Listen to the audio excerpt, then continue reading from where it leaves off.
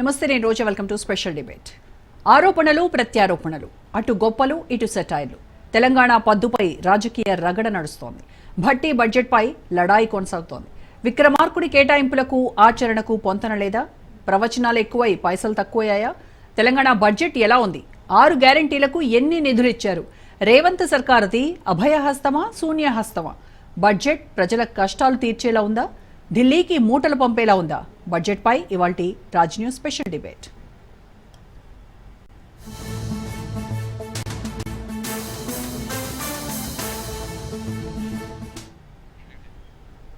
తెలంగాణలో బడ్జెట్ లడాయి కొనసాగుతోంది. తమది ప్రజల బడ్జెట్ అంటోంది రేవంత్ సర్కార్. విపక్షాలు మాత్రం ప్రజాకంఠక బడ్జెట్ అంటున్నాయి. 2025-26 ఆర్థిక సంవత్సరానికి 3,04,965 కోట్ల రూపాయలతో పద్దును ప్రవేశపెట్టారు డిప్యూటీ సీఎం భట్టి విక్రమార్క. రాష్ట్రాన్ని అగ్రగామిగా నిలిపేందుకు మెగా మాస్టర్ ప్లాన్ 2050 రూపొందించామన్నారు భట్టి. తెలంగాణ ఆర్థిక వ్యవస్థను 10 ఏళ్లలో $1 ట్రిలియన్ కు చేర్చడమే లక్ష్యంగా కార్యాచరణ రూపొందిస్తున్నామన్నారు. దేశానికి తలమానికంగా ఉండేలా ఫ్యూచర్ సిటీని నిర్మిస్తామని ఆయన చెప్పుకొచ్చారు. 26 బడ్జెట్ అంచనాలు 2025-26 ఆర్థిక సంవత్సరానికి మొత్తం వ్యయం 3,04,965 కోట్లు. రెవెన్యూ వ్యయం 2,26,982 కోట్లు. మూలధన వ్యయం 36,504 కోట్లుగా ప్రతిపాదిస్తున్నాను. 2025-26 సంవత్సరపు బడ్జెట్ ప్రతిపాదనలను పరిశీలన, చర్చ మరియు ఆమోదం కోసం ఈ సభకు సమర్పిస్తున్నాను. తెలంగాణను ప్రగతి బాటలో నడిపేందుకు మీ అందరి మద్దతును హృదయపూర్వకంగా ఆశిస్తున్నాను.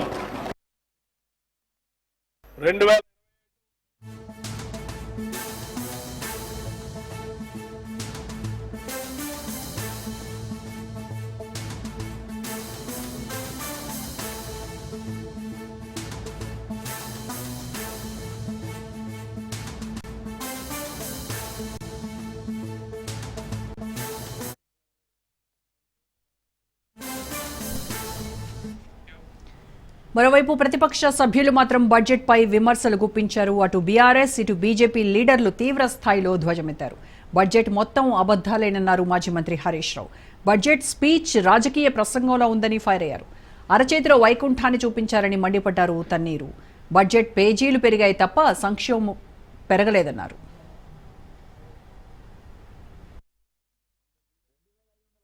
లేదు, 4,000 పెన్షన్ లేదు, రుణమాఫీకి కేటాయింపులు లేవు, తులం బంగారంకు కేటాయింపులు లేవు, నిరుద్యోగ భృతికి కేటాయింపులు లేవు. అంతా బోగస్. పోయినసారి బడ్జెట్ లో 2024-25లో ఆన్ గోయింగ్ ప్రాజెక్ట్స్ ఈ సంవత్సరంలో 6 పెండింగ్ ప్రాజెక్టులు పూర్తి చేసి నీళ్లు అందిస్తామని 24-25లో చెప్పిండ్రు. అండ్ ఈ సంవత్సరం 12 ప్రాజెక్టులు పూర్తి చేస్తాము అని చెప్పిండ్రు. నేను అడుగుతున్నా, ఒక్క ప్రాజెక్టు పూర్తి అయిందా? అయితే దాని పేరేందో చెప్పండి. బడ్జెట్ ప్రసంగం అంటే ఉన్న దగ్గరగా ఉండాలి కదా. 6 పూర్తి చేస్తాను, 6 కాకపోతే 4 అయినాయా, 3 అయినాయా, పోనీ ఒక్కటి అయిందా? ఒక్కటి కూడా పూర్తి కాదు. పోయిన బడ్జెట్ లో చెప్పింది 6 పూర్తి చేస్తాం, అండ్ ఈ సంవత్సరం 12 పూర్తి చేస్తాం అన్నారు. 6లో ఒక్కటి కాలేదు, ఈసారి 12 పూర్తి చేస్తామంటే ఎవరి చెవులో పువ్వులు పెడుతున్నారు? బడ్జెట్ అనేది టోటల్ గా కరోనా కన్నా కాంగ్రెస్ వైరస్ ప్రమాదకరమని ఎద్దేవా చేశారు మాజీ మంత్రి కేటీఆర్. బడ్జెట్లో మహిళలకు ఇచ్చే పింఛన్ల ప్రస్తావన లేదన్నారు. తులం బంగారం కూడా దిక్కులేదన్నారు. 2 బడ్జెట్లు పూర్తయినా 6 గ్యారంటీలు అమలు చేయలేదన్నారు కేటీఆర్. గిగ్ వర్కర్లకు ఇచ్చిన హామీలను తుంగలో తొక్కారంటూ ఆయన మండిపడ్డారు. రుణమాఫీపై భట్టివి గారడీ లెక్కలన్నారు. ఈ బడ్జెట్ లో ఇచ్చిన అంకెలు చూస్తే 420 హామీలు, 420 హామీలు ఏవైతే కాంగ్రెస్ పార్టీ ఇచ్చి అధికారంలోకి వచ్చిందో ఒక్క హామీ గురించి కూడా ఈరోజు ప్రస్తావించలేదు. 6 గ్యారంటీలు 100 రోజులు అని సొల్లు పురాణం చెప్పి అఫిడవిట్లు రాసి, ఇదే భట్టి విక్రమార్క గారు అఫిడవిట్ను తీసుకుపోయి దేవుని ముంగట పెట్టి ఆ అఫిడవిట్ మాకు భగవద్గీతతో సమానం అని బిల్డప్లు ఇచ్చి ఓట్లు వేయించుకొని అబద్ధాలతో ఏదైతే గెలిచొచ్చినారో ఇవాళ దానికి పాతర వేసినారు. 40% సమయం ఈ బడ్జెట్తో ఒడిసిపోయింది. 40% ఎందుకంటున్నా అంటే, ఏ ప్రభుత్వానికైనా 5 సంవత్సరాల పదవీ కాలం ఉంటుంది, 5 బడ్జెట్లు ప్రవేశపెట్టే అవకాశం ఉంటుంది. కాకపోతే ఆఖరి బడ్జెట్ ఎన్నికల సంవత్సరం బడ్జెట్ కాబట్టి పూర్తిగా అమలు కాదు. మరి ఈ ప్రభుత్వం 2 బడ్జెట్లు అయిపోయినాయి.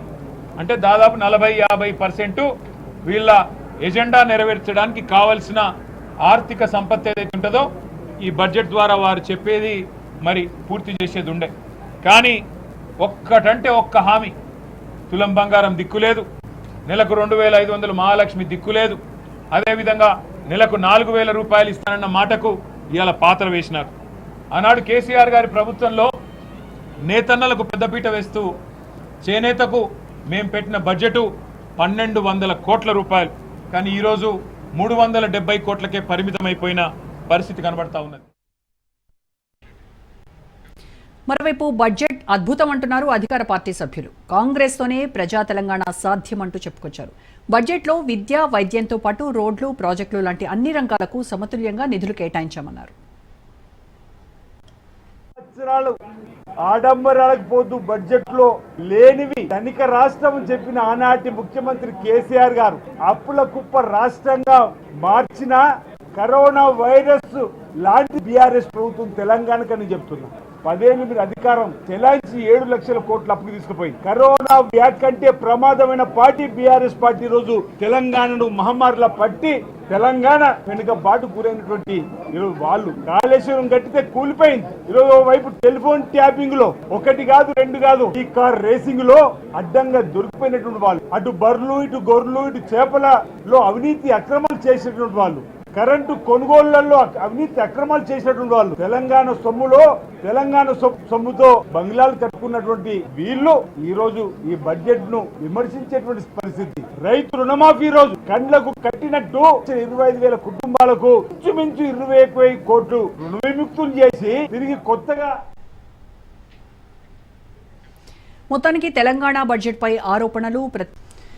తెలంగాణ ఆర్థిక శాఖ మంత్రి భట్టి విక్రమార్క ఈరోజు అసెంబ్లీలో ప్రవేశపెట్టినటువంటి బడ్జెట్ ప్రజల బడ్జెట్ అని ఇటు రేవంత్ సర్కార్ చెప్పుకుంటుంటే ఇది ప్రజా కంఠక బడ్జెట్ అని విపక్షాలు గళమెత్తుతున్నటువంటి పరిస్థితి. సో దీనిపైనే ఇవాళ డిబేట్లో మాట్లాడదాం. డిబేట్లో పార్టిసిపేట్ చేస్తున్నారు ఎం కోటేశ్వరరావు గారు, రాజకీయ విశ్లేషకులు, అలాగే ఆరేపల్లి మోహన్ గారు, మాజీ ఎమ్మెల్యే, కాంగ్రెస్ నేత, అలాగే బీఆర్ఎస్ నాయకులు గెల్లు శ్రీనివాస్ గారు, బీజేపీ అధికార ప్రతినిధి వెంకటరెడ్డి గారు. నమస్కారం అండి అందరికీ. మోహన్ గారు, ముందుగా మీతో స్టార్ట్ చేద్దామండి. చెప్పండి. ఇవాల్టి బడ్జెట్ మీరేమో ప్రజా బడ్జెట్ అని చెప్తూ ఉన్నారు, కానీ ఇది ప్రజా కంఠక బడ్జెట్ అంటున్నారు. మీరు ఇచ్చినటువంటి 6 గ్యారంటీల్లో ఏ ఒక్క హామీ అయినా నెరవేరడానికి మీరు ఇచ్చినటువంటి ఈ బడ్జెట్లో ఎక్కడ ఉన్నాయి కేటాయింపులు? మరి ఈ రకంగా ఇప్పటికే 15 నెలల పాలన అయిపోయింది. ఇప్పటికీ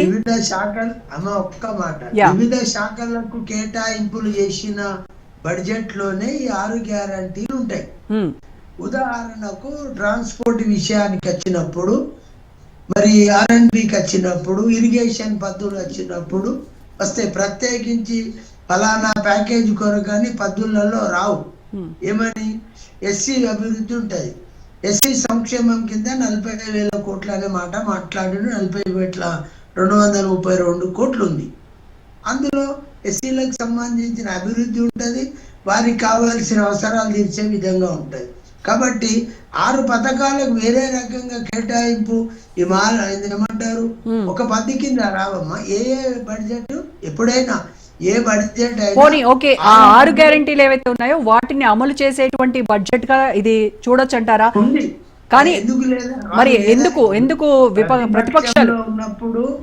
ప్రతిపక్షాలు ఉన్నాడు ఎప్పుడు లేదనే మాట్లాడతారు. మా మిత్రుడు గెల్లు శ్రీనివాస్ గారు ఉన్నారు. టిఆర్ఎస్ వాళ్ళు 10 సంవత్సరాలు బడ్జెట్ పెట్టిండ్రు. టిఆర్ఎస్ వాళ్ళు ఇప్పుడు ఏమంటారు, హరీష్ రావు కానీ కేటీఆర్ ఏమంటారు, ఈ బడ్జెట్ వేస్ట్, ఏమి లేదు, ఇది పేజీలు పెరిగినాయి కానీ డబ్బు పెరగలేదు అన్నమాట వాళ్ళే చెప్తారు. మళ్ళీ వాళ్ళు ఏమంటారు, వాళ్ళే అవకాశం ఉన్నప్పుడు ఏమంటారు, ఇంత బడ్జెట్ పెరగటానికి మేమే కారణం అనే మాట కూడా చెప్తా ఉన్నాం. ద్వంద్వ వైఖరి మాట్లాడుతా ఉన్నాం. ఇవాళ ఇంత బడ్జెట్ పెరగటానికి మేమే అంత కృషి చేసినామనేమో నిన్న మొన్నటి దాకా మాట్లాడారు. ఈ రోజు ఏం మాట్లాడతారు, ఈ బడ్జెట్ పనికిరాని బడ్జెట్, ఎవరో ప్రజలకు ఉపయోగంగా లేదని మాట మాట్లాడు. నేను అడుగుతా ఉన్నాను, ఒక్కొక్క పద్ధతితోని ఆలోచన చేసి ఒక్కొక్క అంశం మీద మాట్లాడితే అసలు ఎవరి పద్ధతి ఏంది, ఎవరికి ఎంత కేటాయింపు, విద్యారంగంకి ఎంత ఉంది, వైద్య రంగానికి ఎంత ఉంది, మరి అలాగే కార్మిక రంగానికి కానీ రకరకాల రంగాలకు ఏ రకంగా మరి కేటాయింపులు జరిగినవి చూసుకుంటే ఆ రకంగా అభివృద్ధి అనేది కనిపిస్తుంది. కానీ మీరు గత సంవత్సరం ప్రవేశపెట్టినటువంటి బడ్జెట్లో మీరు కేటాయించినవి ఓన్లీ అక్కడ అంకెలు కనిపిస్తున్నాయి, కానీ ఎక్కడా కూడా ఫండ్స్ రిలీజ్ చేసినటువంటి దాఖలాలు లేవు. అలాగే మరి ఒక పక్కేమో ఖజానా ఖాళీ అయింది అని చెప్పి ఆరోపిస్తున్నారు. ఈ మొత్తం తప్పు బీఆర్ఎస్ మీద వేస్తున్నారు కదా. మరి ఇప్పుడు ఈ రోజు పెట్టినటువంటి ఒక నిమిషం లెట్ మీ కంప్లీట్. ఈ రోజు ప్రవేశపెట్టినటువంటి బడ్జెట్ 3 లక్షల కోట్ల బడ్జెట్. మరి అసలే అప్పుల్లో ఉంది రాష్ట్రం. మరి ఆ అప్పుల మీద ఇంకా భారం పెరగదంటారా ఇంత లక్షల కోట్ల బడ్జెట్ అంటే? వినండి అమ్మా, అప్పుల మీద భారం పెరిగే అవకాశం ఉన్నప్పటికీ ఏదైతే మానవుని యొక్క దినచర్యలో భాగంగా తలసరి ఆదాయం పెరుగుతున్న సందర్భంలో తప్పక అంచనాలు వేసుకుంటాం. ఉదాహరణకు మన ఇల్లే ఉన్నది, 4 ఎంప్లాయీస్ ఉన్నారు, మనిషికి 40,000 వస్తాయి అంటే 1,60,000 వస్తాయి అని అంటే ఇంకేమైనా ఇంక్రిమెంట్లు అది కలుపుకొని ఇంకో 10,000-15,000 వస్తాయి. కాబట్టి 1,80,000 వస్తాయని ఎట్లయితే ఒక కుటుంబ సభ్యుడు లెక్క వేసుకుంటాడో రాష్ట్ర ప్రభుత్వం కూడా అలాగే లెక్కలు వేసుకొని ఈ రకంగా ఏమంటారు రాబడి వచ్చే అవకాశం ఉంది అనే మాట లెక్కలు వేసుకొని దానికి అనుగుణంగా ఏ పద్ధతి కింద ఎంత ఖర్చు చేయాలనేది ఈ ప్రభుత్వం యొక్క అంచనా. ప్రభుత్వం ఉన్న ఇదే చేసింది, అప్పుడు టీడీపీ ఉన్న అదే చేసారు, బీఆర్ఎస్ ఉన్న అదే చేసారు, లోగడ కాంగ్రెస్ ఉన్న ఇప్పుడు కాంగ్రెస్ ఉన్న అదే. అంచనాలు మీరే అంటే నేను ఒక మాట, అంచనాలు ఏదైతే ఉందో ప్రభుత్వం లోగడ వచ్చిన రాబడిని బట్టి అంచనాలు ఉంటాయి అనేది అందరికీ తెలిసిన విషయం. అంచనాలకు అనుగుణంగానే వ్యయం అనేది ఈ రకంగా కేటాయింపులు చేసుకోవటం అనేది ప్రభుత్వం యొక్క ముఖ్య ఉద్దేశం. ఆ రకంగా కేటాయింపులు జరిగింది. ఆ కేటాయింపుల ద్వారా తప్పక ప్రతి డిపార్ట్మెంట్ కేటాయించిన కేటాయింపుల్లో ఏదో రకంగా ఒక పథకానికి లాభం జరుగుతుంది. శ్రీనివాస్ గారు ఇప్పుడు కేటాయించినటువంటి వాటిలోనే ఏదో ఒక రకంగా ఇచ్చినటువంటి హామీలకు ఖచ్చితంగా ఆ నిధులు ఏదో ఒక రకంగా ఒక్కొక్క పద్ధతి కింద ఒక్కొక్క అంశం ఉంది కాబట్టి లబ్ధి చేకూరుతుంది. లబ్ధి చేకూరేటువంటి ప్లాన్ లబ్ధి చేకూరేలాగానే బడ్జెట్ ప్రణాళిక ఉంది అని చెప్తున్నారు శ్రీనివాస్ గారు. అయితే ఇంకొక మాట అన్నారు మోహన్ గారు, తలసరి ఆదాయము తెలంగాణలో బీఆర్ఎస్ పాలనతో పోల్చితే ఇప్పుడు పెరిగింది అని అంటున్నారు. వాస్తవమేనా? మీరు అన్నారు కదండి తలసరి ఆదాయం ఇప్పుడు పెరిగింది అన్నారు కదా. తలసరి ఆదాయము పెరిగినా పెరగకున్నా ప్రభుత్వ అంచనాలు మాత్రం తప్పక ఒక 2 to 5% ఇప్పుడు మీరు అన్నా అనకపోయినా ఆల్రెడీ సత్యం బట్టి విక్రమార్క ఈ స్టేట్మెంట్ ఇచ్చారండి, తెలంగాణలో తలసరి ఆదాయం పెరిగింది అని బట్టి విక్రమార్క అన్నారు. రైట్, శ్రీనివాస్ గారు మీరు మాట్లాడండి. నేను ఒక మాట చెప్తా, పెరిగిందనే మాట డిప్యూటీ సీఎం గారు చెప్పిండు, అది వాస్తవమే. కానీ ప్రభుత్వం అంచనా ఏ ప్రభుత్వం ఉన్నా అంచనా వేసుకునేటప్పుడు 3 to 5% కానీ 3 to 7% కానీ ఇంక్రీజింగ్ నేచర్ తోని అంచనాలు వేస్తారనేది ఇది సహజ సిద్ధమైన అనే మాట. శ్రీనివాస్ గారు అంటే ఇప్పుడు అరేపల్లి మోహన్ చెప్పినట్టుగా అంటే వాస్తవ బడ్జెట్ కాదని చెప్పి వీళ్ళు అన్న తన మాటలను చెప్పిండు. వాస్తవ రాబడి ఎంత ఉన్నదో ఎక్స్పెండిచర్ ఎంత ఉన్నదో దానికంటే మేము ఎక్కువ చెప్పి చూపించడం అన్నమాట. ఇప్పుడు ఆరేపల్లి మోహన్ అన్న అంచనా అంటే కదా కాంగ్రెస్ ప్రభుత్వం ఎన్నికల్లో వాళ్ళు ఏదైతే మేనిఫెస్టో ఇచ్చారో మేనిఫెస్టోని వాళ్ళు మర్చిపోయినట్టుగానే కనిపిస్తున్నాయి. ఈ బడ్జెట్ లో కూడా ఎక్కడ కూడా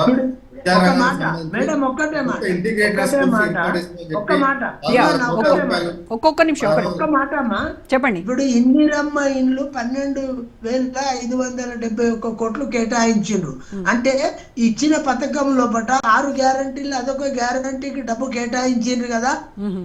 ఇట్లనే అన్నిటికీ ఇందులో ఉన్నాయి కదా. అన్ని గ్యారంటీలకు సంబంధించిన పద్ధతులలో తప్పగా ఉంది. ఇప్పుడు మీరు ప్రవేశపెట్టిన పింఛన్లు అప్పుడు రాజశేఖర్ రెడ్డి ఉన్నప్పుడు పెన్షన్ విధానం ప్రవేశపెట్టిండు, మీరు దాన్ని హెచ్చించారు. ఈ ప్రభుత్వం కూడా దాన్ని సానుకూలంగా స్పందించి డబ్బు కేటాయించారు కదా.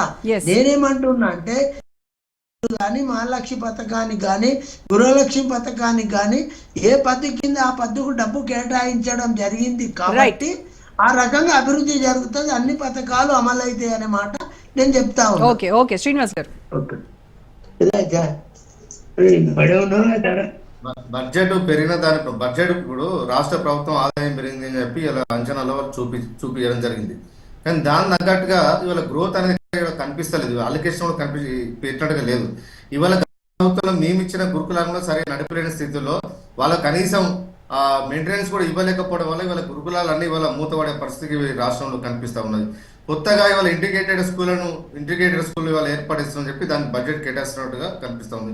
50 స్కూళ్ళకే 600 కోట్ల రూపాయలు కేటాయిస్తుంటే మీరు ఎన్ని సంవత్సరాల్లో దాన్ని కంప్లీట్ చేస్తారని చెప్పి వాళ్ళ ప్రభుత్వాన్ని ప్రశ్నిస్తా ఉన్నాం. ఉన్న స్కూళ్ళను కంప్లీట్ డ్రాప్ అవుట్స్ పెరుగుతూ ఉన్నారు. వాటి కరెక్ట్ మెయింటెనెన్స్ చేయకపోవడం వల్ల సరైన నిధులు ఇవ్వలేకపోవడం వల్ల ఇవాళ గురుకులాలు కూడా నడవలేని పరిస్థితి ఇప్పుడు కనిపిస్తుంది. గురుకులాలకు కూడా కేటాయించారు కదా శ్రీనివాస్ గారు, గురుకులాలకు కూడా ఇచ్చినటువంటి వాటిల్లో చాలా వరకు పెంచారు మేడం. ఇప్పుడు ఎక్స్పెండిచర్ ఖర్చు ఉండాలి కదా మేడం, ఎటు పోతున్నాయి బడ్జెట్ అంతా? గతంలో కూడా కేటాయించారు కానీ ఇక్కడ గురుకులాలలో చాలా అధ్వానమైన పరిస్థితులు కనిపించినాయి. 58 మంది విద్యార్థులు సరైన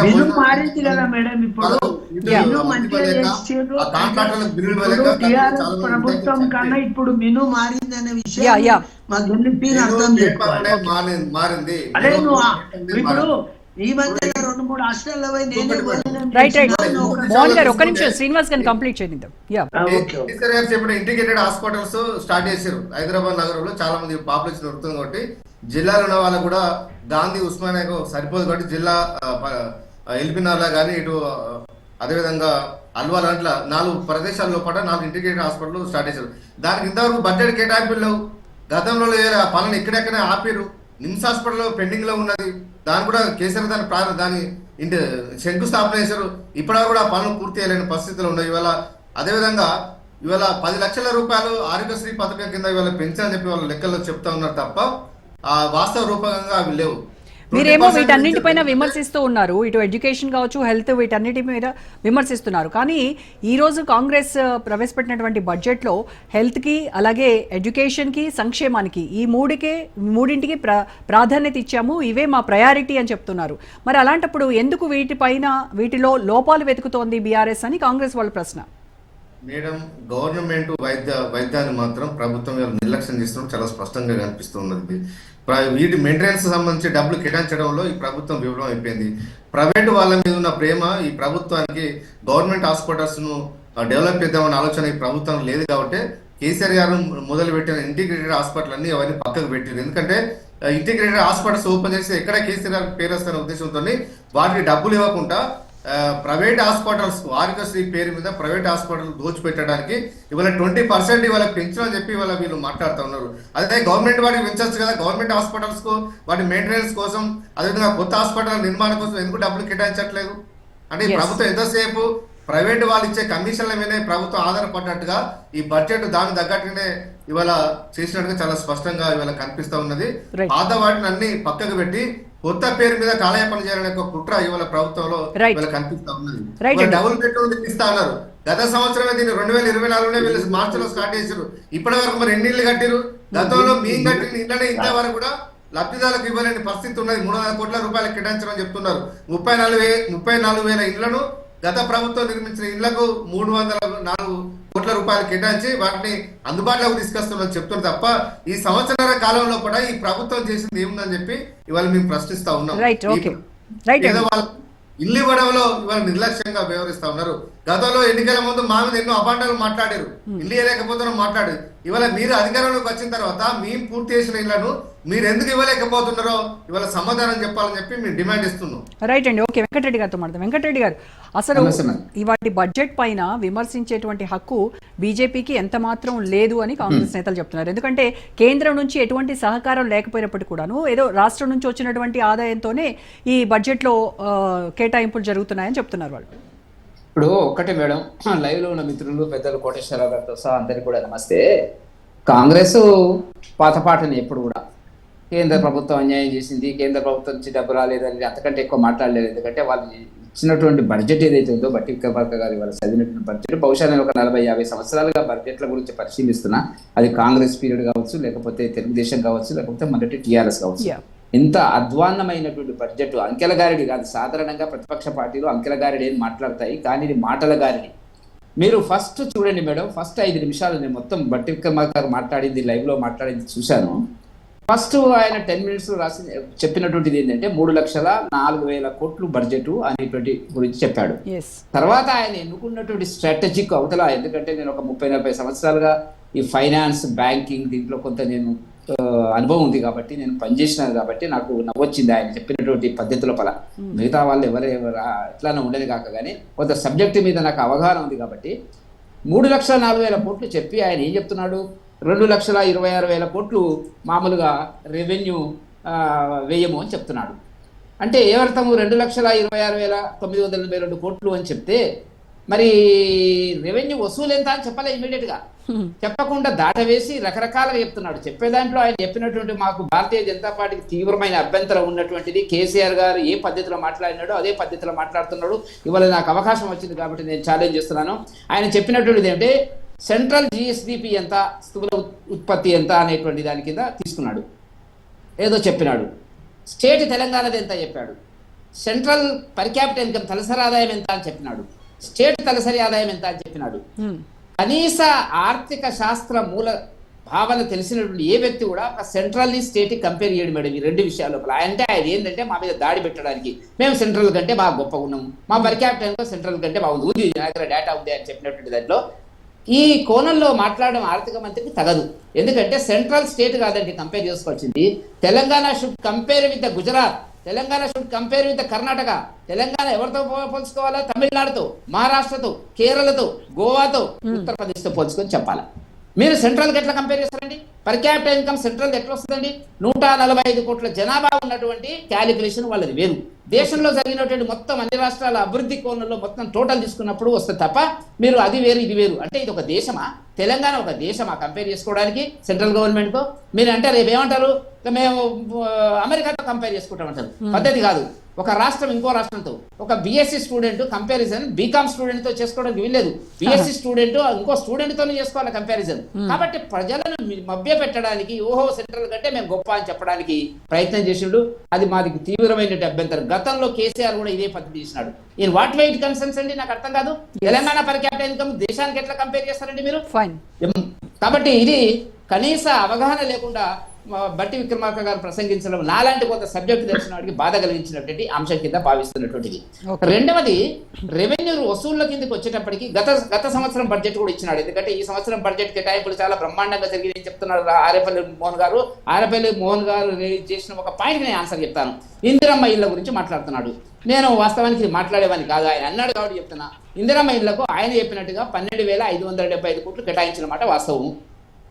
అయితే దీంట్లో ఈ విచిత్రమైన పరిస్థితి ఏంటంటే ఒక 2 నిమిషాలు జాగ్రత్తగా వినాలి మిత్రులందరూ కూడా. మన ఇళ్లకు సంబంధించినటువంటి బాధ్యులైనటువంటి మంత్రి మరి శ్రీనివాసరెడ్డి గారు, పొంగులేటి శ్రీనివాసరెడ్డి గారు గత కొంతకాలం నుంచి కూడా ఇవాళ బడ్జెట్ లో కూడా చెప్పినారు. సంతోషము. 4 లక్షల ఈ సంవత్సరం 4,50,000 ఇల్లు కడతాము. వాళ్ళు చెప్పింది ఏంటంటే 4 సంవత్సరాలు మేము కడతామట్లా, ఒక్కొక్క నియోజకవర్గానికి 3,500 చొప్పున కేటాయిస్తాము. 3,500 ఇంటూ 120 అసెంబ్లీ కాన్స్టిట్యూన్సీలు మేడం మనకు అంటే సుమారుగా 4,50,000 ఇళ్ళు వస్తాయి. కరెక్ట్ గానే చెప్పినారు. ఎందుకంటే కొన్ని పెద్ద పట్టణాలు ఉన్నాయి, నగరాలు ఉన్నాయి, వీటన్ని కూడా లెక్క కరెక్టే ఉంది. నేను చాలా జాగ్రత్తగా ఫాలో అవుతున్నా. శ్రీనివాస్ రెడ్డి గారు చెప్తున్నట్టు దాని మీద 4 లక్షల ఇవాళ బడ్జెట్ స్పీచ్ లో కూడా 4,50,000 ఇల్లు నిర్మాణం చేస్తామని చెప్పినారు. ఒక్క ఇంటికి 2 రకాల ఇల్లు ఉంటాయి మేడం ఇక్కడ. ఒకటి జాగా ఉన్నది, ప్లేస్ ఉన్నటువంటి వాళ్ళకు ఒక రకంగా, ప్లేస్ లేనటువంటి వాళ్ళకి ఇంకో రకంగా. నాకు తెలిసినంత వరకు ఏంటంటే ప్లేస్ ఉన్నటువంటి వాళ్ళకు కనీసం 5 లక్షల రుణం ఇవ్వడానికి మేము డబ్బు ఇస్తాము ఇన్స్టాల్మెంట్లో అని చెప్పి స్కీమ్ ఆ జీవోలు కూడా ఇష్యూ చేసినారు. నేనేమంటున్నా అంటే ఒక 5 లక్షలు ఇంకా ఎక్కువైతుంది. ఏది ప్లేస్ లేని వాళ్ళకి నిర్మాణం, ప్లేస్ కొనియాలా, అది నేను దాని గురించి మాట్లాడాను. Minimum we have to take in to consideration 5 lakhs అని తీసుకున్నట్టయితే 1 కోటికి ఎన్ని ఇళ్ళు వస్తాయి మేడం? 5 లక్షల ఇల్లు అంటే 20 ఇళ్ళు వస్తాయి. 1 కోటికి 20 ఇళ్ళు వస్తాయి. మేము మామూలుగా గుడ్డి పల్లెటూరు పద్ధతిలో 20 ఇళ్ళు వస్తాయి. 20 ఇళ్ళు నిర్మించడానికి 1 కోటి రూపాయలు అయితే వాళ్ళు చెప్పినటువంటి మరి 3,500 ఇంటూ కాన్సెన్స్ 4,50,000 ఇళ్ళకి ఎంత అవుతుంది అంటే నా లెక్కలో 22,500 కోట్లు వస్తుంది. ఈ సంవత్సరానికి. వాళ్ళు బడ్జెట్ లో కేటాయించింది ఆరపల్లి మోహన్ గారు ఏమంటున్నారు 12,575 కోట్లు అంటున్నారు. అంటే సగం బడ్జెట్ మీరు ఎక్కడిని ఖతం పట్టించారు. అంటే మీరు అనొచ్చు ఏమని అంత ఒకటిసారి ఇయ్యం కదా, అయినా కూడా ఈ సంవత్సరానికి కంప్లీట్ కావాలి బడ్జెట్. కాబట్టి చాలా చిన్న టెక్నికల్ విషయాల దగ్గర తప్పులు చేసినటువంటి పరిస్థితి. అంటే ప్రజలు పిచ్చోళ్ళు అనుకుంటున్నారు వాళ్ళు. ఒక ఇల్లు మీరు కూడా చెప్పండి మేడం, తప్పైతే మళ్ళీ ఇవ్వాలి కాదు రేపు చెప్పండి. 20 ఇళ్లకు 1 కోటి రూపాయలు అయితే 4,50,000 ఇళ్లకు, ఎందుకంటే ప్రతి సంవత్సరం 4,50,000 ఇల్లు కడతామని వాళ్ళు ప్రామిస్ చేసినారు. ఇప్పుడు కూడా 3,500 ఒక నియోజకవర్గానికి అన్నారు. 3,500 అంటే ఏమొస్తుంది మేడం? సాధారణంగా చిన్న గ్రామం, పెద్ద గ్రామం, ఆమ్లెట్, లంబాడ, తండ ఇవన్నీ కలిపితే ఒక 100 ఉంటాయి. అంటే అక్కడ ఎంత వస్తుంది? 100తో భాగిస్తే ఎంత వస్తుంది? ఒక మనకి 3 ఇళ్ళు 4 ఇళ్ళు మాత్రమే వచ్చేటువంటి పరిస్థితి ఉంటది. కాబట్టి 35 ఇళ్ళు వస్తాయి అనుకోండి. సరే, ఓవరాల్ గా మరి ఇది ఏ రకంగా వస్తుంది అనేటువంటిది ఒకటి. రెండవది నేను చెప్పదలుచుకున్న పాయింట్, నేను కేటాయింపుల గురించి మాట్లాడాను. ఎందుకంటే అవి పనికిమాలిన కేటాయింపులు, అయ్యేది కాదు పోయేది కాదు. గత బడ్జెట్ లో జరిగింది. ఇప్పుడు 3వ బడ్జెట్ ఆయన ప్రవేశపెట్టినటువంటిది. అది అప్పుడు షార్ట్ టర్మ్, ఇప్పుడు ఫుల్ బడ్జెట్ ఒకటి చేసినాడు, ఇప్పుడు ఫుల్ బడ్జెట్ వచ్చింది. నేను చెప్పదలుచుకున్న పాయింట్ ఏంటంటే ప్రతిపాదిత రుణాలు గత సంవత్సరం అంటే ఇప్పుడు నడుస్తున్న సంవత్సరానికి 62,112 కోట్లు అనేటువంటి తీసుకొచ్చి అప్పులు 4,50,000 కోట్లు చూపించాడు. అప్పులు 2 రకాలు. ఒకటి బడ్జెట్ లో చూపించే అప్పులు, 2 బడ్జెట్ ఇతర అప్పులు. అంటే బడ్జెట్ ఇతర అప్పులు అంటే ఏంటి? శ్రీరామ్ సాగర్ ప్రాజెక్టు తీసుకొస్తారు, లేకపోతే కాళేశ్వరాన్ని తీసుకొస్తారు, లేకపోతే శ్రీరామ ప్రాజెక్టు తీసుకొస్తారు, పాలమూరు రంగారెడ్డి తీసుకొస్తారు. కార్పొరేషన్ల ద్వారా సృష్టించినటువంటి మాయాజాలం, కేసీఆర్ మాయాజాల అప్పులు అనేటువంటిది అవుతున్నదో వీళ్ళు అదే పద్ధతిలో ప్రయాణం చేస్తున్నారు. నేను చెప్పదలుచుకున్న పాయింట్ ఏంటంటే వాళ్ళు ఇచ్చినటువంటి రిపోర్ట్లో మనకు కనపడుతున్నటువంటిది ఏంటంటే FRBM reserve bank of India విధించినటువంటి నిబంధనలు ఒక రాష్ట్రం యొక్క ఆర్థిక పరిస్థితి ఎట్లుంటుంది తెలుసుకోవడానికి ఇప్పుడు ఈ సంవత్సరం 36 జిఎస్టీలో అప్పుల శాతము 36.9% ఉంది. ఇప్పుడు ఈ బడ్జెట్ లో 28% ఒకటి అన్నారు. అది ఎంత ఉంటుందో తెలియదుగా. ఇప్పుడు ఇది ఒక ఇండికేషన్ మనం తీసుకోవాలి. ఈ సంవత్సరం 36. మరి ఇప్పుడు ఒక్క మాట కాబట్టి ఎఫ్ఆర్బిఎం చెప్తున్నది ఏంది? కొన్ని సడలింపులు ఇచ్చినప్పుడు కూడా 25% దాటడానికి వెళ్ళలేదు. అప్పుడప్పుడు ఫైనాన్స్ కమిషన్ కొంత సడలింపులు ఇస్తున్నది. కాబట్టి ప్రమాదకరమైనటువంటి శాతాన్ని దాటినటువంటి ఆర్థిక పరిస్థితి, దివాలాకోరు రాజకీయాలు తెలంగాణ బడ్జెట్ లో, కాంగ్రెస్ బడ్జెట్ లో మనకు స్పష్టంగా కనపడుతున్నాయని చెప్పి భారతీయ జనతా పార్టీ యొక్క అభిప్రాయం. రైట్ అండి. ఓకే, ఇక కోటేశ్వరరావు డిబేట్ ప్రముఖ విశ్లేషకులు కోటేశ్వరరావు గారితో మాట్లాడదాం. కోటేశ్వరరావు గారు, ఇది సవాల్తో కూడుకున్నటువంటి బడ్జెట్ అని చెప్పాలి. ఎందుకంటే ఏడాది తర్వాత ఎన్నో అంచనాలతోటి ఈ బడ్జెట్ను ప్రవేశపెట్టడం జరిగింది. అయితే బడ్జెట్ కనుక చూసినట్టయితే ఈ బడ్జెట్ కేటాయింపుల్లో ప్రాధాన్యత ఎలా ఉందంటారు? ఇప్పుడు ఈ బడ్జెట్ గురించి ప్రతిపక్ష పార్టీల నాయకులు ఏం చెప్పినప్పటికీ ఒకటి మాత్రం వాస్తవం. రేవంత్ రెడ్డి సర్కారు తీవ్రమైనటువంటి ఆర్థిక ఇబ్బందుల్లో ఉన్నది అనేటువంటి ముందుగా నేను చెప్పదలుచుకున్నాను. గత సంవత్సరం 2,91,000 కోట్ల రూపాయలు బడ్జెట్ను ప్రతిపాదించి దాన్ని 2,66,000 కోట్లకి కోత కోశారు సవరించినటువంటి బడ్జెట్లో. ఈ సంవత్సరం 3,04,000 కోట్లు, అంటే గత సంవత్సరం ప్రతిపాదించిన దాంతో 2,91,000 కోట్లు అయితే ఈ సంవత్సరం ఇంకొక 15,000 కోట్లు పెంచారు. అయితే సవరించిన దాంతో పోలిస్తే ఎక్కువ కనిపిస్తుంది. అట్ ది సేమ్ టైం ద్రవ్య లోటు 54,000 కోట్ల రూపాయలుగా చూపించారు. ఆ సొమ్ము ఎక్కడి నుంచి తీసుకొస్తారనేటువంటి $1 మిలియన్ ప్రశ్న. జనం మీద భారం మోపాలి, లేకపోతే అప్పుల ద్వారా తీసుకురావాలి. అప్పుల ద్వారా తీసుకురావడానికి ఇప్పటికే ఎఫ్ఆర్బిఎం లిమిట్స్ మించి ఉన్నది. అదేవిధంగా ప్రైవేట్ అంటే కార్పొరేషన్స్ లేకపోతే ఇతర హామీగా ఉన్నటువంటి రుణాలకు సంబంధించి కూడా అవి కూడా గణనీయమైనటువంటి మొత్తాల్లో ఉన్నాయి. అవన్నీ కూడా కలుపుకున్నట్లయితే దాదాపు 40% వరకు రుణాలు ఉండేటువంటి పరిస్థితి ఇవాళ మనకి కనిపిస్తాం. ఎఫ్ఆర్బిఎం అంటే ప్రభుత్వం నేరుగా తీసుకునేటువంటి రుణాలు, హామీగా తీసుకునేటువంటి రుణాలు. మొత్తం బడ్జెట్ లో చూపించింది 5,05,000 కోట్లు ఎఫ్ఆర్బిఎం పరిధిలోకి వచ్చేటువంటి రుణాలు, ఒక 3,01,000 కోట్లు కార్పొరేషన్లకు హామీగా, మొత్తం 8,06,000 కోట్ల రూపాయలని 2026 మార్చి నాటికి ఉంటాయని చెప్పేసి ప్రొజెక్షన్ లో చూపించారు. 8 లక్షల కోట్లు. గత ఏడాదితో పోలిస్తే 50,000 కోట్లు, అంటే ప్రస్తుత వర్తమాన మార్చి 31 దాంతో ముగిస్తే 51,000 కోట్లు అదనంగా పెరుగుతాయని చెప్పేసి అందులో చూపించారు. మరి 54,000 కోట్ల రూపాయలు ద్రవ్య లోటు, ఫిస్కల్ లోట్ అని చెప్పి అందులో ఉన్నది బడ్జెట్ లో. ఆ మొత్తం ఎక్కడి నుంచి తీసుకొస్తారనేటువంటిది ప్రశ్న. అందువల్ల డెఫినెట్ గా మహిళా బడ్జెట్ కి గతంలో కూడా బీఆర్ఎస్ ప్రభుత్వం ఇదే చేసి కేంద్ర ప్రభుత్వం నుంచి మాకు 40,000 కోట్లు రావాలి, 50,000 కోట్ల రూపాయలు రావాలని చెప్పేసి బడ్జెట్ లో చూపించడం, చివరికి ఏడాది చివరికి వచ్చేసరికి కొత్త బడ్జెట్కి వచ్చేసరికి అవన్నీ కోత పెట్టి రాలేదు అని చెప్పేసి చెప్పడం జరిగింది. ఈసారి అటువంటి ఎక్కడ ఆ విధమైనటువంటి పదజాలం ఎక్కడ నాకు కనిపించలేదు, కానీ ద్రవ్యలోటు మాత్రం 54,000 కోట్లు చూపించారు. ఎక్కడి నుంచి తీసుకొస్తారనే దానికి మరి పాలక పార్టీ పెద్దలు కానీ ప్రభుత్వం కానీ సమాధానం చెప్పాలి. రెండోది ప్రాధాన్యతా క్రమం. ప్రాధాన్యతా క్రమం అంటే ఏమిటి? తెలంగాణలో ప్రత్యేక తెలంగాణ రాష్ట్రంలో ఒక ప్రధానమైనటువంటి అంశం నీళ్లు. ఈ నీళ్లకు సంబంధించి 2023-24లో ఖరారైనటువంటి లెక్కల ప్రకారం 29,000 కోట్లు ఖర్చు పెట్టారు. బడ్జెట్ లో చెప్పినవే, నా సొంత లెక్కలు కాదు. ఈ సంవత్సరం అంటే రేపు మార్చి 31 తోటి ముగిపోయేటువంటి సంవత్సరంలో 21,000 కోట్లకి అది చూపించారు. వచ్చే ఏడాది 22,000 కోట్లు అని చెప్పేసి చూపించారు. మరి ఎప్పుడు ఆన్గోయింగ్ ప్రాజెక్టులు, లేకపోతే నీటి సమస్య లేదా కృష్ణా జలాల వినియోగం లేదు, గత ప్రభుత్వం నిర్లక్ష్యం చేసింది, ప్రాజెక్టులు పూర్తి చేయలేదు అని విమర్శలు చేస్తున్నటువంటి కాంగ్రెస్ పార్టీ పెద్దలు మరి ఆ నీటిపారుదల రంగానికి అంత తక్కువ నిధులు కేటాయిస్తే ప్రాజెక్టు ఎలా పూర్తవుతాయి? రేపు కృష్ణా ట్రిబ్యునల్ ముందు కానీ లేదా ఇంకొక సంస్థ ముందు కానీ ఇదిగో మా ప్రాజెక్టులన్నీ పూర్తయ్యాయి, మాకు ఇంత కృష్ణా జలాలు వాటా కావాలని ఎట్లా అడుగుతారనేటువంటి ప్రశ్న. అదేవిధంగా వ్యవసాయ రంగానికి సంబంధించి 24,000 కోట్లు అని చెప్పారు. అందులో మళ్ళా రైతు భరోసా విడిగా చెప్పింది 18,000 కోట్లు.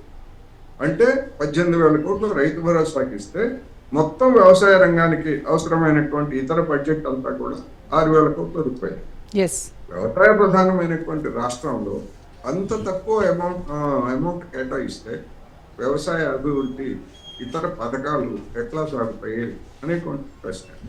అందువల్ల మొత్తం మీద చాలా కసరత్తు చేసినటువంటి ఈ బడ్జెట్లో సూపర్ 6లో ముఖ్యమైనటువంటి పథకాలకు వేటికి కూడా ఇదిగో మా రోడ్ మ్యాప్, ఇది పలానా సంవత్సరం పలానా నెలలో అమలు జరుపుతామనేటువంటి ఆ విధమైనటువంటి ఇండికేషన్ కానీ అది కూడా లేదు. అయితే గత బడ్జెట్లో కేటాయింపులు, ఈ బడ్జెట్లో కేటాయింపులకు సంబంధించి పూర్తి డీటెయిల్డ్ బడ్జెట్ ని పరిశీలించడానికి కొంత సమయం పడుతుంది. జస్ట్ బ్రీఫ్ అనేటువంటి వివరాలను చూసి మాత్రమే నేను ఈ మాటలు మాట్లాడుతున్నాను. కోటేశ్వర గారు, ఇందాక మీరు ఒక మాట అన్నారు కదా, బడ్జెట్ అమలు చేయాలంటే సామాన్యుడిపై పన్ను భారం తప్పనిసరి అన్నారు. అయితే ఆ పన్ను భారం ఏ మేరకు పడనుందంటారు? అంటే ఇప్పటికే అసలు పెరుగుతున్నటువంటి ధరలతో సామాన్యుడు సతమతం అయిపోతున్నటువంటి పరిస్థితి మనం చూస్తున్నాం.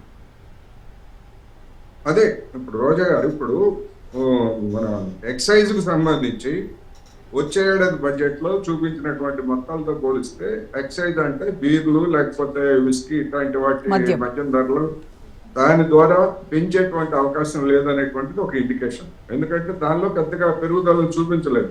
ఈ సంవత్సరం ఎంత ఉంటుందో వచ్చే ఏడాది కూడా ఇన్ఫ్లేషన్ అనుగుణంగానే స్వల్పమైనటువంటి పెరుగుదల ఉంది తప్ప పెద్ద గొప్పగా లేదు. అందువల్ల ఎట్లా ఇప్పుడు ఈ 54,000 కోట్ల ద్రవ్యలోటుని ఏ విధంగా పూర్తి చేస్తారు? దీనికి 2 రకాలు.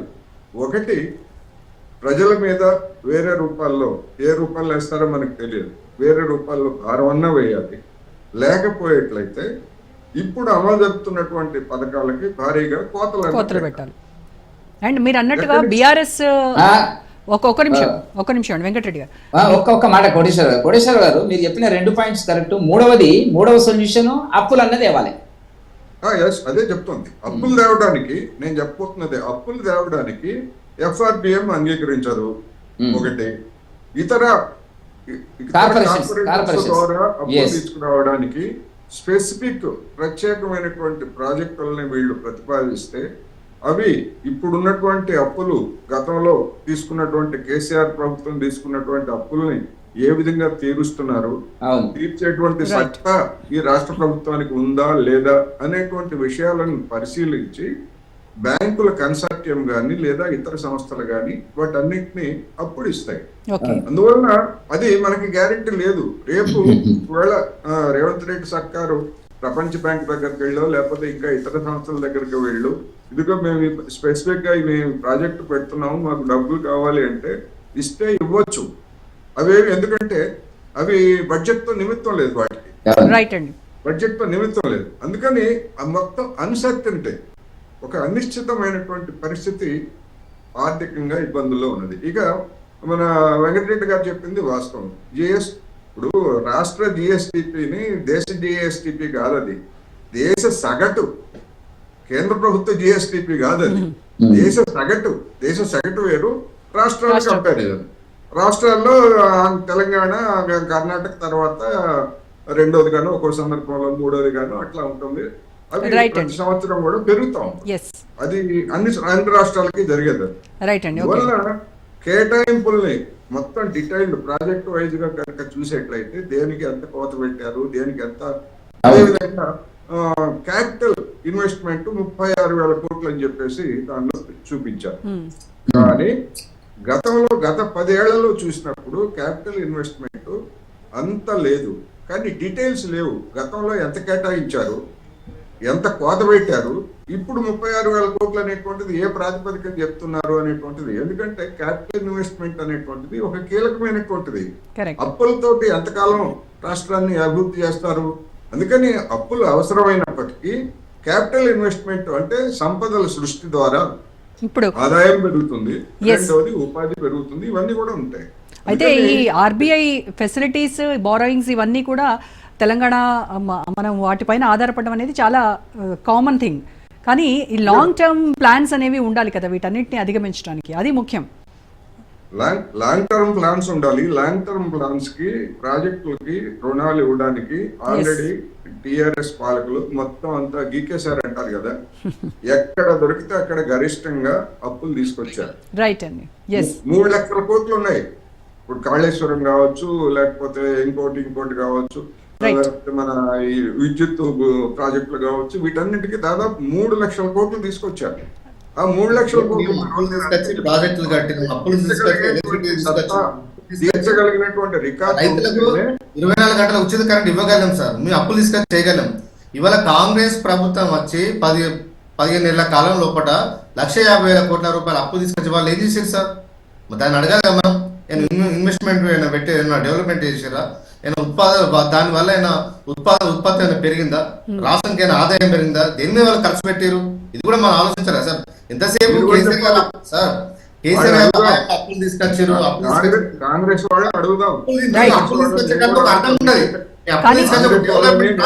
శ్రీనివాస్ గారు కాంగ్రెస్ వాళ్ళని అడుగుదాం. ఒక్క నిమిషం శ్రీనివాస్ గారు వినాలి. రాష్ట్రాన్ని ఇవాళ తాకట్టు పెట్టి ఏ విధంగా తీసుకొచ్చి, దేనికోసం తీసుకొచ్చిందో ఇవాళ కాంగ్రెస్ ప్రభుత్వం చెప్పాలి కదా. ఆరేపల్లి మోహన్ గారితో మాట్లాడతాం. మోహన్ గారు, ముఖ్యమంత్రి ఏమో జీతాలు ఇవ్వడానికి డబ్బులు లేవంటారు, ఉద్యోగులకు జీతాలు పెంచడానికి డబ్బులు లేవంటారు, కనీసం ఖర్చులకు కూడా నిధులు లేనటువంటి పరిస్థితిలో తెలంగాణ ఉందని ఆయన చెప్తున్నారు. మరి అలాంటప్పుడు ఈ 3 లక్షల కోట్ల బడ్జెట్ ఏ రకంగా ఆమోదయోగ్యం, ఏ రకంగా అమలుకి సాధ్యమవుతుంది? 2 అంశాలు గమనించాల్సింది. ఒకటి, ముఖ్యమంత్రి గారు చెప్పిన అంశం ఏంటి అంటే, గత ప్రభుత్వము చాలా అప్పులు చేసింది, ప్రతి నెల అప్పు ప్లస్ వడ్డీ కలిపి ఎన్ని వేల కోట్లు కడుతున్నారు అనేది ఓపెన్ గా డిబేట్లో చెప్పారు, అసెంబ్లీలో చెప్పారు, బయట చెప్పారు. కానీ ఈరోజు 3 లక్షలు వాళ్ళు అప్పు చేసినప్పటికీ అప్పుల యొక్క ఇన్స్టాల్మెంట్స్ కడుతూనే అభివృద్ధి, సంక్షేమాన్ని రెండింటిని కలిపి ముందుకు తీసుకుపోయే ప్రయత్నంలో భాగంగా వీళ్ళు ఏమంటారంటే, పోయినసారి 2,90,000 ఉండే, ఇప్పుడు 3,04,00,000 కోట్లు ఎట్లా వస్తుంది, దాదాపు 14,00,000 కోట్లు, 14,000 ఎట్లా వస్తుంది అనే మాట మాట్లాడతారు. నేనేమంటున్నానంటే, ఎప్పుడైనా ప్రభుత్వం ఇచ్చేది అంచనా యొక్క బడ్జెట్ అనేది అంచనాలో ±1% ఉండొచ్చు, అప్పుడప్పుడు 2% కూడా ఉంటాయి. కానీ ప్రభుత్వ లక్ష్యం ఏంటి అంటే, ఇచ్చిన 6 గ్యారెంటీలను అమలు చేస్తూనే ఇప్పుడు మీరు చూస్తున్నారు కదా, గతంలో టిఆర్ఎస్ ప్రభుత్వం ఉన్నప్పుడు 20 తారీఖు తర్వాత జీతాలు వచ్చేది. ఒక్కొక్క డిపార్ట్మెంట్కి ఒక్కోసారి ఎప్పుడు వచ్చేది తెలియదు. ఇప్పుడు మాత్రం కొన్ని డిపార్ట్మెంట్కు 1 తారీఖు నుంచి 5 తారీఖు ఇస్తా ఉన్నాడు. మొన్న ఒక మాటగా చెప్తా ఉన్నాడు ముఖ్యమంత్రి గారు, అందరు విన్నారో లేదో నాకు తెలియదు కానీ ఎట్లాంటి ఆర్థిక పరిస్థితి ఉన్నది అనేది కూడా సభలో చాలా సార్లు ముఖ్యమంత్రి గారు చెప్పారు. ఆర్థిక పరిస్థితి అట్లా ఉన్నప్పటికీ మరి బడ్జెట్ అంచనా వేసి ఇదంతా ఆశాజనకంగా రాబోయే కాలంలో ఇంత రాబడి వస్తుంది, ఈ రకంగా అభివృద్ధి చేస్తామనే దానికి ప్రభుత్వం ప్రజలకు ఇచ్చిన హామీలతో పాటు అభివృద్ధితో పాటు సంక్షేమాన్ని కలిపి తీసుకుపోతామనేది ప్రభుత్వం యొక్క ఆలోచన. ఆ దృక్పథంతో బడ్జెట్ అనేది ఈ రోజు ప్రవేశపెట్టాడు. కానీ ఆదాయం కూడా చెప్పాలి కదా, ఆదాయ మార్గాలు కూడా చెప్పాలి కదా. ఇప్పుడు ఆదాయ మార్గాలు అంటేనే అంచనా కదా. ఉదాహరణకు గతంలో లిక్కర్ మీద 10 కోట్లు వచ్చింది అనుకుందాం, ఈసారి 17 కోట్లు వచ్చింది అనేది అయితే ఉంది కదా. అంటే దాదాపు 15 to 20% పెరిగింది అనేది రాష్ట్ర ప్రభుత్వంలో సర్కార్లో ఉన్న మా గెల్లు శ్రీనివాస్ టిఆర్ఎస్ ప్రభుత్వం ఉన్నప్పుడు కూడా అంచనాలతోనే బడ్జెట్ ఇచ్చారు తప్ప మరి ఈరోజు మోడీ గారు నిర్మలా సీతారామన్ బడ్జెట్ ప్రవేశపెట్టింది. అంచనా బడ్జెట్ అంటారా, లేకపోతే మొత్తం ఖచ్చితంగా ఇన్ని పైసలు వస్తాయని మాత్రం ఏ ప్రభుత్వం చెప్పలే. అది చెప్పితే మాత్రం తప్పు. ఒక ఎకనామిస్ట్గా అంచనా అనేది బడ్జెట్ యొక్క అంచనా. అంచనాకు ఒక్కొక్కసారి 10 కోట్లు తక్కువ రావచ్చు, 5-10 కోట్లు ఎక్కువ రావచ్చు. దట్ ఈస్ కాల్డ్ అంచనా బడ్జెట్. అంచనా. మరి నిర్మలా సీతారామన్ లక్షల కోట్ల బడ్జెట్ మరి గత సంవత్సరం, ఇప్పుడు దాదాపు 10 సంవత్సరాలు మరి బీజేపీ ప్రభుత్వం పెట్టింది. నేను అడుగుతున్నా, బీజేపీ ప్రభుత్వంలో మన వెంకటరెడ్డి గారు మాట్లాడుతూ ఉన్నారు, ఎప్పుడు కంపారిజన్ వస్తుంది అంటే దేశంలో అన్ని వేల కోట్ల ఆదాయం ఉన్నప్పటికీ మీరు కేటాయింపుల ప్రకారంగా ఈ రాష్ట్రానికి రావాల్సిన ఇవ్వవలసింది లేదా రావాల్సింది ఎంతకు రాలేదనే మాట ఎన్నోసార్లు రేవంత్ రెడ్డి గారు మొత్తుకుంటా ఉన్నారు. ఒక మాట చెప్తా, రాజ్నాథ్ సింగ్ గారు కంటోన్మెంట్ ఏరియాలో భూమి ఇచ్చిన విషయంలో ఘంటాపథంగా రాజ్నాథ్ సింగ్ గారు ఇచ్చిండ్రు అనే మాట చెప్పిండు. ఇయ్యలేదు కాబట్టి కేంద్రం ఈ సహాయం చేస్తుట్లో నిరాకరణ చేస్తున్నట్టు భావిస్తా ఉన్నామన్నమాట ముఖ్యమంత్రి గారు చెప్తా ఉన్నారు. ఎందుకంటే అందవలసిన నిధులు అందటం లేదు, అది కూడా ఏ మేరకు రావాలనో ఆ మేరకు రావటం లేదు. రాకున్నా కానీ రాష్ట్ర ప్రభుత్వం ఇచ్చిన మాట కట్టుబడి సంక్షేమం కానీ అభివృద్ధి కానీ ఆగకుండా చూసుకుంటాం. ఆ దిశగా మేము అడుగులు వేస్తా ఉన్నాం. ఆ దిశగా మేము రాబడిని పెంచుకొని మేము ప్రజలకు ఇచ్చిన మాట కట్టుబడి పనిచేస్తామనే మాట తప్ప అంకెల గారడి అంటే మరి నిర్మలా సీతారామన్ ఇచ్చింది అంకెల గారడి అయితే ఇది కూడా అంకెల గారడి అంటే ఆలోచించుకోవాల్సిన అవసరం ఉంది. రైట్ అండి శ్రీనివాస్ గారు, ఒక్కొక్క నిమిషం. వెంకటరెడ్డి గారు, శ్రీనివాస్ గారు, కేసీఆర్ హయాంలో ప్రాధాన్యత లేకుండా ఇష్టానుసారంగా డబ్బులు ఇచ్చేసి ఖాళీ చేశారు ఖజానాని. ఇప్పుడు ఈ బడ్జెట్ ఒక్క నిమిషం అండి, ఒక్కటే మాట శ్రీనివాస్ వినాలి. ఇప్పుడు కాళేశ్వరం కట్టిండ్రు, అనుమతులు లేవు, ఇప్పటి వరకు కూడా డిపిఆర్ లేదనే మాట ఆ ఇంజనీర్లు చెప్తాండ్రమ్మా, డిపిఆర్ లేదని. డిపిఆర్ లేని పథకానికి కొన్ని కోట్ల రూపాయలు ఖర్చు పెట్టిండు. అది చట్టబద్ధమా న్యాయబద్ధమా మరి టిఆర్ఎస్ నాయకులు ఆలోచించాలి. సో ఇప్పుడు శ్రీనివాస్ గారిని మాట్లాడివ్వండి ఒక్క నిమిషం. మోహన్ గారు, శ్రీనివాస్ గారు. మేడం, ఇప్పుడు డిపిఆర్ లేకపోతే ఏ ప్రభుత్వం కూడా లోన్లు ఇవ్వదు, మన ఏ బ్యాంక్ కూడా లోన్లు ఇవ్వదు. లోన్లు ఎందుకు ఇస్తాయి? ఏమైనా ఆర్థిక సంస్థలు డిపిఆర్ లేకుంటే లోన్లు ఇస్తాయా? అన్ని డిపిఆర్లతోనే ఇవాళ కాళేశ్వరం ప్రాజెక్టు కట్టినాం. ఎందుకంటే మీ డిపిఆర్ కడితే మీఎన్సీ గారు కమిషన్ ముందు ఏం మాట్లాడిండు, ముఖ్యమంత్రి గారు చెప్పినట్టు చేసినాము, మేము మా దగ్గర ఏ పేపర్ లేదనే మాట ఇంజనీర్లే చెప్పిండ్రు. అది సాక్ష్యం ఆన్ రికార్డ్. కమిషన్ ముందు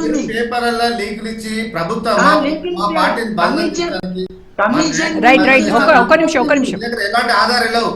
నిజంగా కేసీఆర్ ప్రభుత్వం గతంలో తప్పు చేస్తే, ప్రాజెక్టుల విషయంలో నిర్మాణం తప్పు చేస్తే మీరు వచ్చి 15 నెలల కాలం మీద కాంగ్రెస్ ప్రభుత్వం వచ్చి మీరు ఊపుకునేవారా?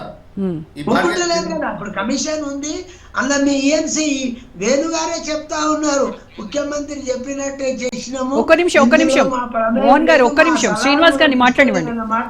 ఆన్ రికార్డ్ చెప్పిండు ఆయన. ఓకే శ్రీనివాస్ గారు మాట్లాడండి మీరు దయచేసి. శ్రీనివాస్ స్టేట్మెంట్ తీసుకొని చూడుండ్రి, నేను తప్పు అంటలేదు నిన్ను. రైట్ శ్రీనివాస్ ఒకసారి చెప్పి చూడండి అంటున్నా. మేము గతంలో మా ప్రభుత్వంలో అప్పు చేసిన ఒక ఉత్పాద రంగంలో వ్యవసాయాన్ని అభివృద్ధి చేయడానికి ఇంతకు ఇవాళ బడ్జెట్లో కూడా చెప్పారు 43% శ్రామిక వర్గం ఇవాళ ఈ శ్రామిక వర్గం ఎంప్లాయ్మెంట్ దొరుకుతుంది రాష్ట్రంలో, వ్యవసాయ రంగంలో దొరుకుతుంది కాబట్టి ఆ వ్యవసాయాన్ని అభివృద్ధి చేయడానికి దానికోసం మా ప్రభుత్వం గతంలో కేసీఆర్ ప్రభుత్వం చర్యలు తీసుకున్నది. అందులో బాగానే ప్రాజెక్టుల నిర్మాణం చేపట్టినాం, రైతులకు రైతు బంధు ఇచ్చినాం, రైతు భరోసా ఇచ్చినాం. ఇవన్నీ ఏంటంటే ఉత్పత్తి మెజార్టీ ప్రజలు దేని మీద అయితే డిపెండ్ అవుతారో ఆ వర్గాలను లాభపడటానికి ఆ వర్గాలను ఆదుకునటానికి మా ప్రభుత్వం కృషి చేసింది. ఇవాళ ఈ ప్రభుత్వం కానీ మీరు మీ ప్రభుత్వంలో మీరు చేసినటువంటి తప్పులు ఏవైతే ఉన్నాయో అవన్నీ కూడా ఇప్పుడు బీఆర్ఎస్ హయాంలో చేసినటువంటి తప్పులన్నీ కూడా కాంగ్రెస్ హయాంలో రిఫ్లెక్ట్ అవుతూ ఉన్నాయి. మీరు చేసినటువంటి అప్పులు కావచ్చు. వ్యవసాయ రంగం కోసం మెజారిటీ ప్రజల బాగు కోసం మీరు అప్పులు తీసుకొచ్చి వ్యవసాయ రంగాన్ని మేము బాగుపరచడం. ఇవాళ వీళ్ళు ఎలాంటి ఒక్క ప్రాజెక్టు కట్టకుండా, కనీసం ఒక కెనాల్ తవ్వకుండా, ఒక కాలువ తవ్వకుండా, ఏం చేయకుండా, ఒక కరెంటు ఉత్పత్తి కేంద్రాన్ని నిర్మించకుండా 1,50,000 కోట్ల రూపాయలు ఎట్లా మీరు ఖర్చు తప్పు తప్పు ఆ మాట తప్పు. 1,50,000 కోట్లు తేలేదు, అప్పు అంత జరగలేదు. 1,50,000 కోట్లు తేలేదు. అది ఆన్ రికార్డ్ చెప్తారు కదా. సో రైట్ అండి, thank you so much Srinivas గారు, మోహన్ గారు, వెంకటరెడ్డి గారు, కోటేశ్వరరావు గారు, థ్యాంక్ యూ సో మచ్ అండి. ఇది ఇవాల్టి special debate. Stay tune to Raj news.